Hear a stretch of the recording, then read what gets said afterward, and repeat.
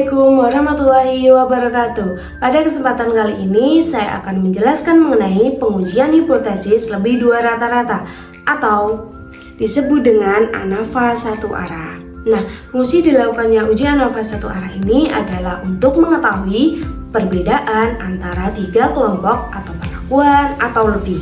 Nah, asumsi yang harus dipenuhi dalam melakukan uji ANAFA yaitu yang pertama, data berskala minimal interval. Jadi data yang kita uji itu harus berskala minimal interval. Yang kedua, data berdistribusi normal. Pastikan data yang akan kita uji itu berdistribusi secara normal. Yang ketiga adalah variasi data homogen. Nah, selanjutnya langkah-langkah uji ANAFA satu arah dengan menggunakan SPSS. Yang pertama itu kita harus melakukan uji normalitas data terlebih dahulu. Yang kedua itu melakukan uji homogenitas of variance. Jadi setelah kita melakukan uji normalitas, kita melakukan uji homogenitas of variance. Nah, yang terakhir itu melakukan uji ANAFA satu arah. Nah, jadi kita harus melakukan uji normalitas data terlebih dahulu dan melakukan uji homogenitas data. Nah, setelah itu baru kita bisa melakukan uji ANAFA satu arah. Nah, dasar pengambilan keputusan uji normalitas yang pertama itu, jika nilai SIG atau signifikasi lebih besar dari 0,05, maka data tersebut dikatakan berdistribusi secara normal. Sebaliknya, apabila nilai SIG kurang dari 0,05, maka data tersebut dikatakan tidak berdistribusi secara normal. Nah, selanjutnya, dasar pengambilan keputusan dalam analisis ANAFA. Yang dijadikan dasar dari pengambilan keputusan analisis ANAFA yaitu yang pertama, jika nilai signifikasi atau SIG tersebut lebih besar dari 0,05, maka rata-rata tersebut sama. Sebaliknya, apabila nilai signifikasi atau SIG kurang dari 0,05, maka rata-rata tersebut berbeda. Nah, berikut ini contoh kasus yang dapat kita uji menggunakan ANAFA satu arah, yaitu sebagai berikut. Sebanyak 25 orang diberi 5 jenis tablet obat sakit gigi. Ke-25 orang tersebut dibagi dalam 5 kelompok secara acak dan masing-masing kelompok diberi 1 jenis tablet obat sakit gigi. Penelitian ini dilakukan untuk melihat rata-rata lama setiap tablet dalam meredakan rasa nyeri. Nah, berikut ini disajikan tabel dari tablet obat sakit gigi. Untuk memudahkan dalam menganalisis, saya telah menulis ulang isi dari tabel obat sakit gigi tadi ke dalam Microsoft Excel. Nah, dan di sini saya mengkategorikan misalnya tablet A di sini saya kategorikan dengan menggunakan angka 1. Kemudian tablet B saya kategorikan dengan menggunakan angka 2 dan seterusnya.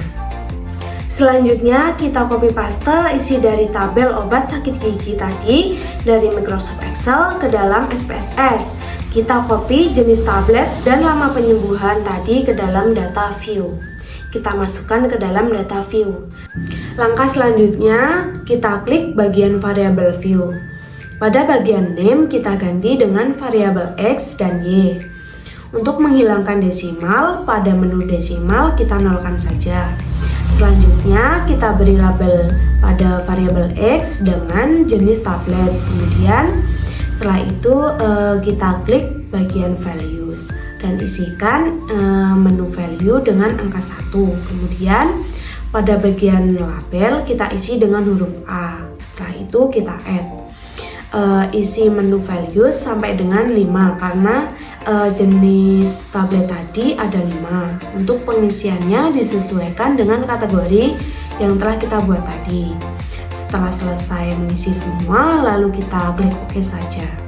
Nah, lalu pada bagian variabel Y kita beri label rata-rata lama penyembuhan. Nah, seperti itu ya kurang lebih. Hal yang akan pertama kita lakukan dalam uji ANAFA satu arah ini adalah melakukan uji normalitas data terlebih dahulu. Kita akan melakukan uji normalitas data dengan klik Analyze, kemudian Deskriptif Statistik, kemudian pilih Explore. Pada jenis tabel X kita masukkan ke dalam faktor list, kemudian rata-rata lama penyembuhan kita masukkan ke dalam dependent list. Lalu klik plot checklist pada bagian normality plot with test karena kita akan melakukan uji normalitas. Apabila sudah, kita klik continue kemudian OK. Nah, selanjutnya kita tunggu hasil dari outputnya. Nah, di sini kita cari test of normality. Apabila sudah ketemu, selanjutnya kita copy ke dalam Word, lalu kita analisis. Kita paste ke dalam Word, lalu kita akan menganalisis dari hasil tabel ini.